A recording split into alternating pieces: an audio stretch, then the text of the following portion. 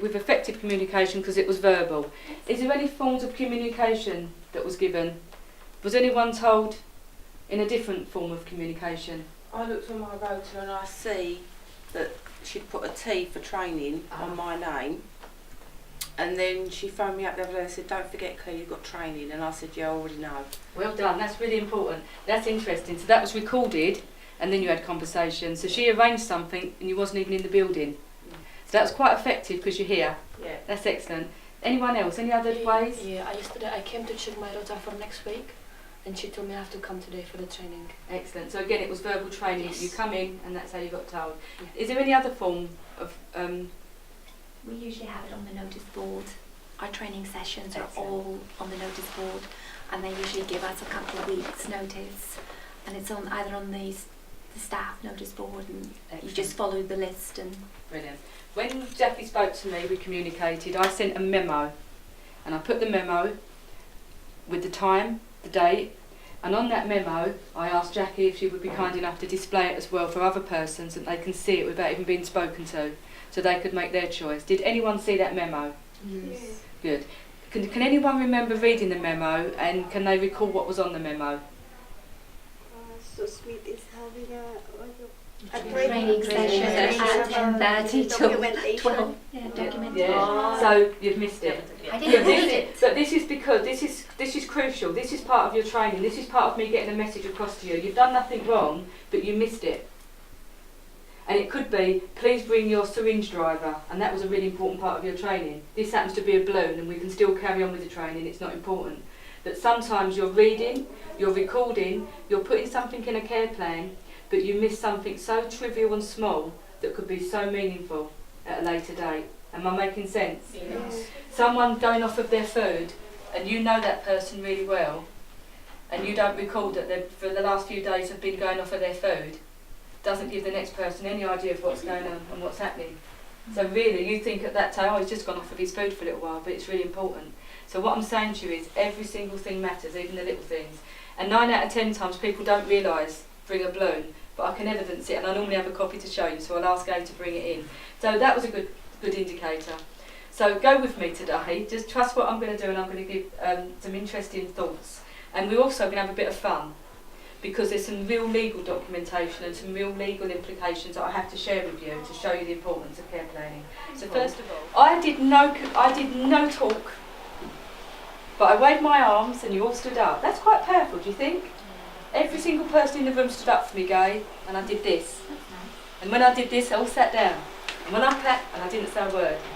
We need your skill, because you're looking at your residents and you're looking effectively at their gesture, their body language, because sometimes they cannot talk, but they really need you to be their eyes and ears and say, oh, something's wrong. True? Yes. So when I do these little tiny scenarios, little tiny samples for you, people are thinking, oh, I see where she's coming from. I see the importance of effective communication. I'm going to share something, and you'll know that I share this in every group that I do this training. And it's about getting your words right and making sure you know you get the right message across. As a homes manager, I decided that there was a lot of agency staff. I've got no problem with agency staff, but the agency staff were being blamed that when any of the laundry was being put away, it was their fault, they wasn't doing it properly.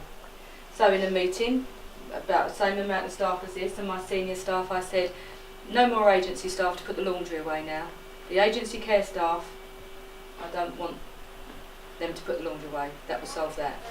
Went off, had me bank holiday weekend, I'll never forget it, come back to piles of laundry not put away. The staff decided to tell staff, Sue Smith said, no care staff can put the laundry away. No laundry was put away. They missed out the word agency staff. Now for right or wrong, whatever the reason being, whether they were sabotaging me or they decided to be clever, I'm at fault because I didn't communicate effectively, and I had no evidence to go back to minutes of a meeting, the handover book to put, and I gave information to staff, agency staff, not to put the laundry away. Had I done that, I could have got the communication, and there was my evidence to say, actually, I didn't say that. And I remembered it, and it really taught me a lesson, many lessons, but that's one I want to share with you today. So it's about really making sure we communicate effectively. So first of all, this isn't not to balloon. Now it might be that when this was displayed, the green wasn't highlighted because you might just be black and white ink, but it still is there. But how powerful is that? And I'm not tricking you, that was on there, but no one brought a balloon. And we're just trying to highlight, it might be something important that you tell staff to bring, and they don't, how it can change things. This happens to be a balloon, so nothing's going to happen, no one's going to be disciplined or hurt. It's not life-threatening. So what, Jackie, and I asked everyone to stand up without speaking. Everyone sat down for me without me speaking, and everyone clapped their hands, and I didn't ask them to. And it was really simple because I did this. Okay.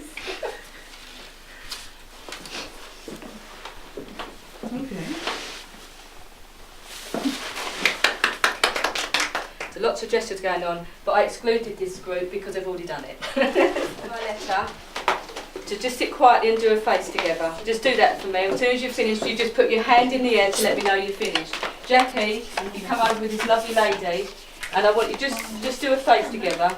And when you finish, one balloon. You only need one balloon. You've both got two balloons, but you only need one balloon. The art of communication. One balloon is going to be drawn on. Would you? One balloon. Just draw on one. Draw on your face with one balloon. Edith, is that okay? Do that for me. Nice to meet you, Edith.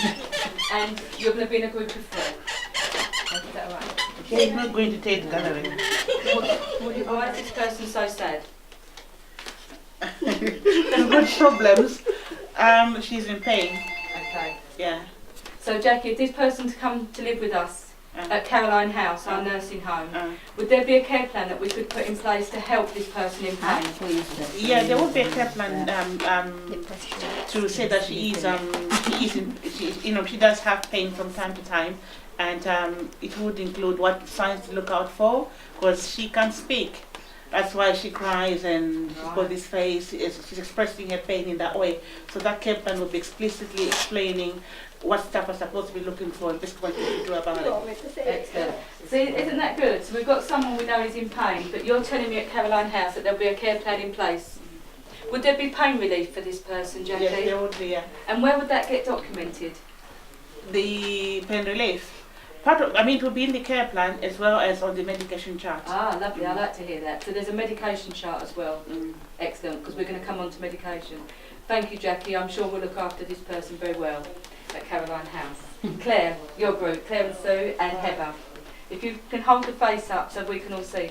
Wow, lovely. I think this person's got makeup on, but we've got a few tears as well.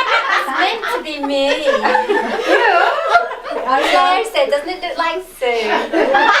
We couldn't decide whether we wanted a happy person or a sad person, so we did. Explain your person, Sue. Tell me about your person. Well, it started off being slightly happy, as you can see, and then Claire decided, oh, it looks like Sue. We'll put a little bit in the middle. So. And then we decided, oh no, it looks a little bit frightened, so we put a couple of little tears. Okay. Can I ask you, so frightened, the person's looking a bit frightened, there's a few little tears. So tell me, why is this person a little bit frightened, Sue? What's the concern? She feels alone. Right, alone? She always stays alone. New environment, could be in a new environment, just come into the home, feels like she's been abandoned. Wow. Would we have a care plan for this? This is quite serious stuff, isn't it? This person. And her family's left her here with people that she doesn't actually know. Right. What are we going to do, please, at Caroline House? What Then would we you need do? to make a care plan for depression. Yeah, maybe. That person might be depressed. Good go. And you have to write on the service risk assessment as well that this person might be depressed. So what are the things that staff can actually help this person to overcome this depression? Excellent. And this person will become happy. Now, Gail, I've got a question for you. The person could be depressed. Where are we going to get that information from? Because we're not doctors, are we? Yeah, sometimes in the pre-admission assessment. Communication. Yeah. Tell me. Also, when you actually talk to this person, you will see how she is. If there's no family that you can ask, obviously the history. Good. The Very history, good. the medical history that she actually We had. encourage interaction here anyway, Brilliant. with all the other residents, so that we can find out how they are and if they're by themselves. And this is all through, and you're going to document all this in a care plan? Yes. Excellent. So we could look after this lady here at Caroline House? Yeah. If this depression needs her to have some medications, would this be arranged? Yes, by Yes. the doctor. By the doctor. Is How do we actually get the written. doctor in? We get the GP to actually come and see the resident, and it is part of the care plan as well as the risk assessment, saying that this lady is under this antidepressant medication and how often and how many medications. That's really good. Thank you very much. Excellent. We'll go in a little bit more onto that, but that was really good. Edith and your partner, please. Oh wow. What's that? Smiling. Happy. Yeah. Good. The resident is so happy here. That she settled here. She is not isolated. She always go to every activity. So that's it. That's isn't it? Joyce. Is it? That's Joyce. Joyce. Okay. Yeah, Have you based it on a resident that lives Yeah. here? I'm really, it's Most really of them actually interesting. is this one. Excellent. Especially upstairs. They are all happy talking to each other. Even sometimes they are like Rita, but she always interact, isn't it? They always I'd interact. like to ask you a question. I'd like to Yeah. ask you a question about Joy. So she's very happy because she tells you. Yes. So you Always document does. that. So you know. I heard you say that she goes to the activity program. Yeah, That's she very always good. do. Is there a care plan for activities and social care? Yeah, it's always in There there is. that they want interaction.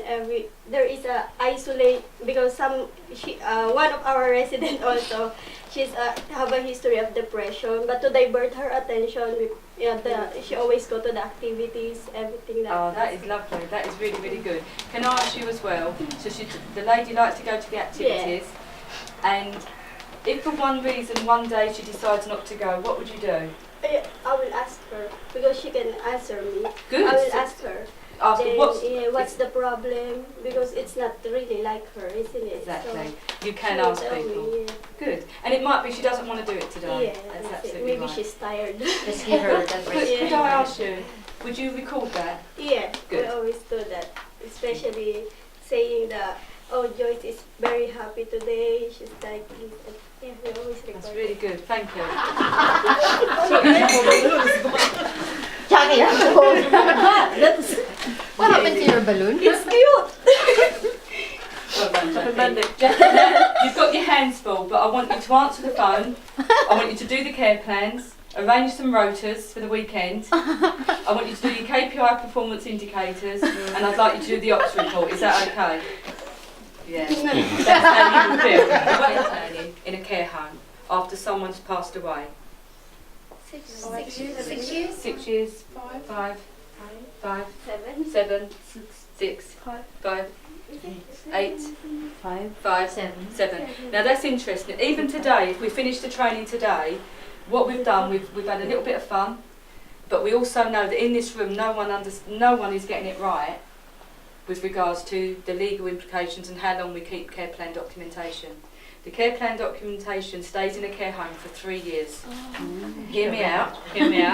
However, the company's responsibility is that we will have the information stored in archive up to 7 years. I know it's 7, that's why I know. Because you said 7.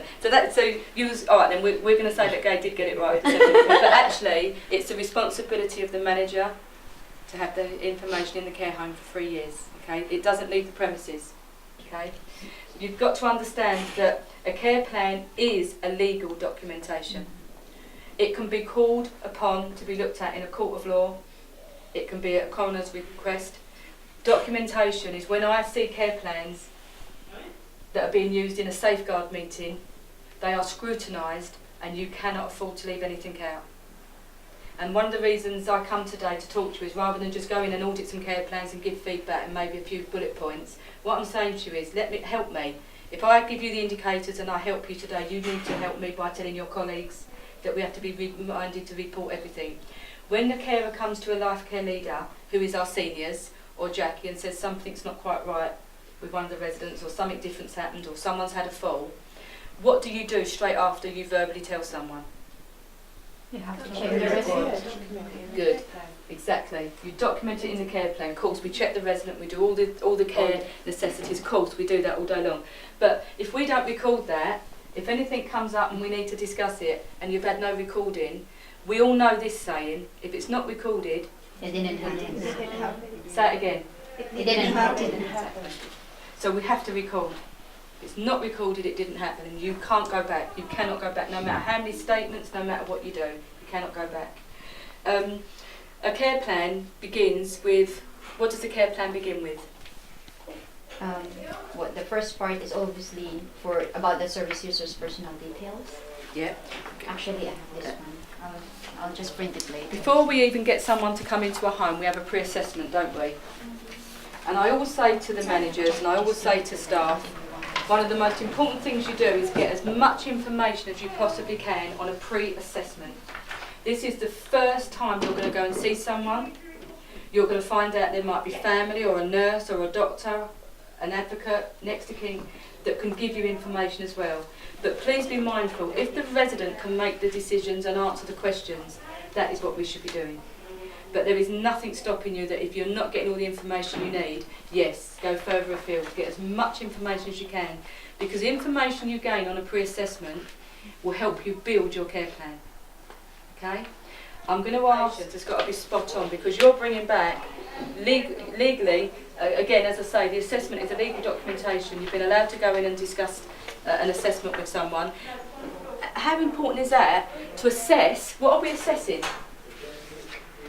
The suitability of the resident, whether we're actually suitable to meet their needs and whether we can actually provide the care that they actually require. Did you hear that? But if we go deeper than that, we're assessing someone's new part of their life.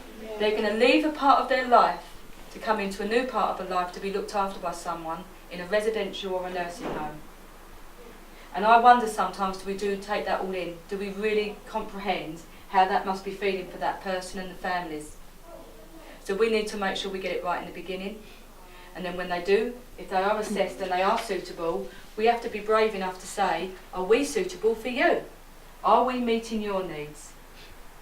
So that's where there's a 4-week period. There's a 4-week assessment stage. And really in those 4 weeks, there's a decision time. That's where we make a decision whether the person is going to stay with us. Care plans at random. And I'm going to sit with this group if that's okay. Yeah? Have a couple of care plans. You take a care plan and sit with your group and go. We're going to have discussions on the care plan. If it's up to date. Is the assessment good? Is there life history? All the things that should be in a care plan. Rather than me read everything, let's look at a care plan. But can you remember this for me? Every time you make an entry in a care plan, you keep the care plan alive. It's a living tool. Okay? If you stop documenting in a care plan or you don't document effectively, we can't help the resident. We need to find out who's made the assessment that this person needs to be used. But you see this care plan here, And this is where sometimes the carers are not aware, sometimes, because a family review takes place with an occupational therapist. And what happens is they will be the ones that assess and say this is the best way forward. No one can have a piece of equipment that's not been assessed by the OT therapists, because they're the ones that organise the referral and the equipment coming into the home. Claire, no one can go on a profile bed, a nursing low bed, if the person hasn't been assessed for the bed. You see, so but that's good because you need to, and you might need to place that one day for do something me a else or favour, something. document Or it. even though she's in bed, you might want to. She has to be moved. She doesn't just lie on your back all the time.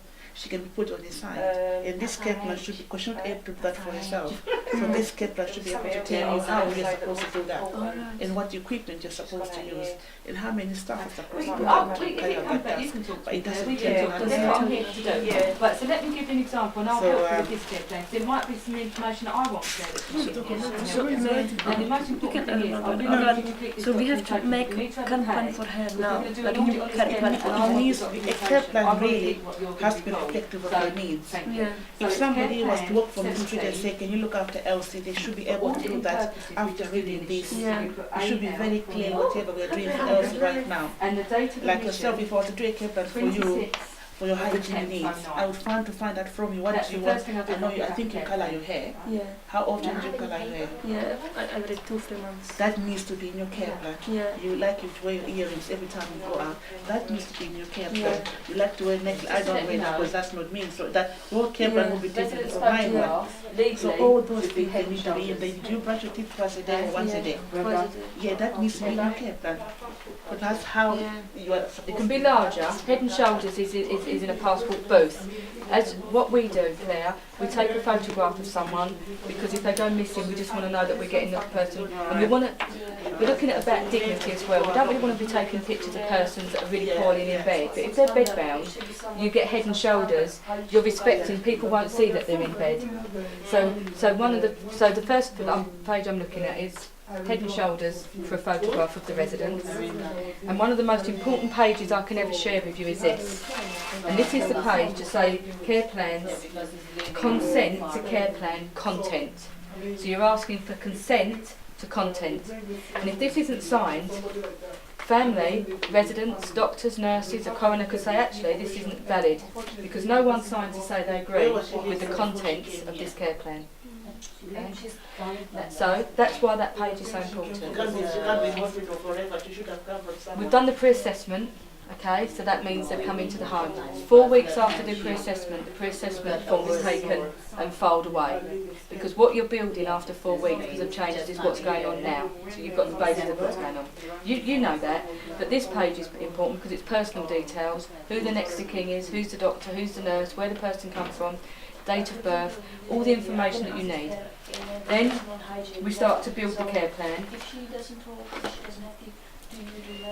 And we have care, I won't go through all, but we have care plans for continence assessment. Okay? Wouldn't it be awful if someone come into the home and decided to give everyone a continence pad just to make it safer and easier for everyone? It's not on, is it? If you can get yourself to and back from the toilet, that's fine. But it might be that someone may be a little bit forgetful. It might be that some days they're really well and really good with their continence, another day they're poorly. So it's about assessing what's right for the resident. Yeah, not every cat fits. So that's why that assessment is in there. We have a mental status questionnaire. Now that's really important because we need to be assessing, people get elderly, not everyone here has got dementia, but we need to absolutely measure their mental status, and that's where the questionnaire comes in. And what it does really, it gives you a guide, it gives you a good guide on whereabouts their mental status is. So it helps you to plan their care plan. I'll tell you what we don't take it in wash our face. So sometimes when we are doing it, maybe when you want to wash them, you indicate that someone can get for example, if I want to wash we need to the person look in at my that resident because it might be and I give some people the come out of person hospital very flannel, poorly and do need that. can you wash your assessment, face? and do need Oh, the voice. no. Guess what? You can You wash lot have your done a I can fantastic wash my job. face. I said, The ladies but getting I good can't wash food, your face. good medication. Because you can wash You your are doing face. a I'm good encouraging you quality because I don't want to care. take The away person hasn't independence. been Yeah. Person's But they got look better, at it as if you are stronger, using them. doesn't need that voice anymore. Or by, So that's I when mean, it by comes letting in. them Yeah. to Yeah. yeah, because we don't want to take their, we don't want them to really depend So then That's on when the you care know it's because they good. can do it themselves. what is actually it can't going be just a on? matter of, just Yes, they are. really like, No, like, just to like, like no, achieve or just do it, it's then I'll do that. You need to get them to get in the mindset that, you know, hoist, but he can, Yeah, they're not you need to send it to them. When they're reviewed, they should be Because I know reviewed every month. If there's a time change in their doing better job, Yeah, I you record that. record And it. Like No, there are but some me, people for that me, are because that are sometimes bit they don't independent. watch themselves I'm giving you properly. this So training. I Yeah, no, better, exactly. I better Thank you. watch them. No, for their body. Because You need to even if they You can need to record and wash say that this is the themselves, assessment now. taking sometimes. the independence away. You are taking independence away. Yeah, but not all the time, because Some of the sometimes. residents look at it as if you are abusing them part of our or something like that. So training. in this It can be. It's sitting balance. Yeah. It's the only one That's that's in the building. not that she can be, she can be Yeah. hoisted. She can be hoisted But because it's the only the way you can legs will transfer a be person in. straight. But and it's then set and up, use it. if you want to She's hoist her, sitting depending down. on what you want to do. Maybe if you want to move the mattress, you can hoist her up to move the mattress. Or not to hoist her Not to sit her and not to take her to the yeah, no. Not sitting. So that's the, but that needs to be explicit in here. That needs to be changed on that Yeah, part. that's what they've done wrong. It was a lot. They've been together Thank God for that 6 we- years. That's why. And then I heard a carer say, oh yeah, she's lost her husband. She said, well, you know, it was almost like it had to be accepted. I won't tell you what she said, but that's why I'm giving you the scenario, because you'll be upset. And I had to explain it to her. So we have a care plan for bereavement, because we don't know how people are feeling, you know. And bereavement can cover a loss of a death, of course it does. But what about when they're leaving their homes? We've worked for, we're all families, we've got children, we've all got something in common. We're all going to grow old if we're lucky. But let's grow old gracefully. Let's hopefully we will be looked after. But can you imagine? You know, where am I going to be in 20, 30 30 years' time, where's my house going to be? Yeah? It's like one of our gentlemen here, Ron, who's just across there, you know, he's had to make the decision to sell his house, either come into Caroline House permanently and sell his home, and he thought, and I sat with him and I said, well, just think of all the benefits that you've actually got here. And we went through all the benefits, like having his food, nice meals, having lovely girls shower him. I sort of like played on it a little, and I said, you don't have these lovely young girls bathing you? And I said, you have here. He said, I see what you mean, Sue, I'll stay. It was lovely, and it's lovely you gave the choice. It was his choice. Oh yes, you always give a choice. Always give a choice, so that I'm not making the decision for him. And also, talking about making decisions, remember there is a risk. Whatever we do, whatever the resident, there's going to be a risk. But let's look at the risk. Look at weigh up the risk. I'm going to give an example about a bed rail. When we're going to assess someone for a bed rail, I'm not suggesting this one, but some staff are failing to tell the people of the risks of having a bed rail. You should be doing the two risks and weighing up what the lower risk is. So let's look closely. Having a bed rail, you can get bruised, you can have entrapment, there could be danger. Not having the bed rail, the person's still going to have falls and could fall out of bed and also have injuries. So you have to look at the client, look at everything to decide what the lower risk is. And that's how we have to record in a risk assessment. So it's not after a week she's fine. It's well done. It's reflective of what is That's what you have to do. But if you don't report it, you will, but you need to actually highlight the difference.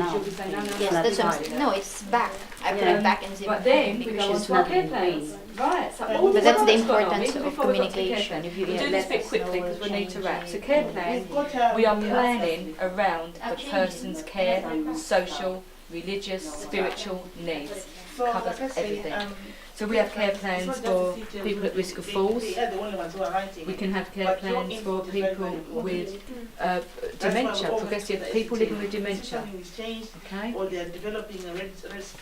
I'm going to say this: the care plan is up to date. So this pleases me.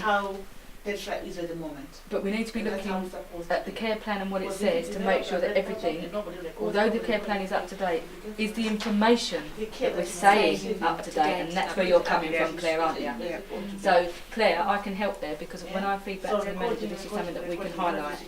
It's okay updating something because the date tells me that you've looked at that, you've dated it, and it says Albert is being supervised by staff when mobilised with his Zimmer frame, and this care plan is to continue. But it doesn't tell me, this doesn't tell me, all this is still happening. Look at this. It should be saying, every element of the care plan is still up-to-date and valid. Or it could read, however, the Zimmer frame is best removed at night because it's causing a danger. Yeah, because things change. So I know where Claire was coming from. So when you're actually doing a review, when you're actually writing a review for walking with the Zimmer frame, you actually have to put on that all information on this part, which would be this one, wouldn't it? Yeah, that's right. Yeah. All information here is up to date and correct at the time of this review. Exactly. So that's got to be written underneath where you sign. Absolutely. Okay. So instead of you just putting care plan in the date, this care plan is to remain in place, that's not good practice. That's not telling the next person it's nothing. Well done, you said it, it's nothing. You need to be telling me why this is still being reviewed and it works. And that's when you have the opportunity. Sometimes that is all working, but you've added something, and you're allowed to do that. You're allowed to put however, and it's best to whatever, as long as this hasn't changed, but you want to add something. I'm not asking you to write a whole care plan. You can add something and say what's been addition to the person's needs, because person's needs change. You told me that. So then I'm going on to, I'm pleased to see this care plan, the person living with dementia. I knew that at the beginning, but now I can see there's a care plan based around it, so that's very key.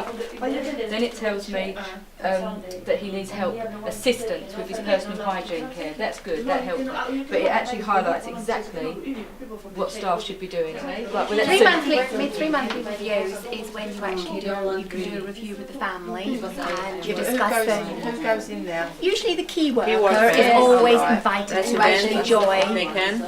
Who? Residents. Well said. This is the best thing you've said. the resident, And the family? and the family. And then the senior. Well, whoever you're actually key worker for, you are allowed to Absolutely attend. invited, Claire, because you'd be an asset. Claire, I think that here they do the senior goes in. Is that right? The senior goes And the in. key worker. Okay. The key worker is So we'll invited. break down what a care review is. It's a care review. So you're reviewing the care of the resident that's been in, that's been provided. So we'll do someone that does want to come in. We've got a family that says, yes please, I'm going to come to that care review at 4 o'clock on the 22nd of October. And we always invite them. So they come in, you bring the care plan with you surely, and you review what the care plans are in place. Explain how you've been caring and what's going on. Ask if there's any concerns. I like what you said, because you said the resident will come in as well. And the idea is that you're reviewing the care needs to see what needs updating, what needs adding, what needs taking out. You're doing a review. You record it, but what's the most important thing you do? You record it and you get everyone to sign. Everyone to sign, and that's your good opportunity to say, are you happy with what we're doing at Caroline House? Is there anything you can feel that we can prove on for mum or dad? Because sometimes the resident might not be able to come to that review, and we're all making a best interest on someone. Yes, so there.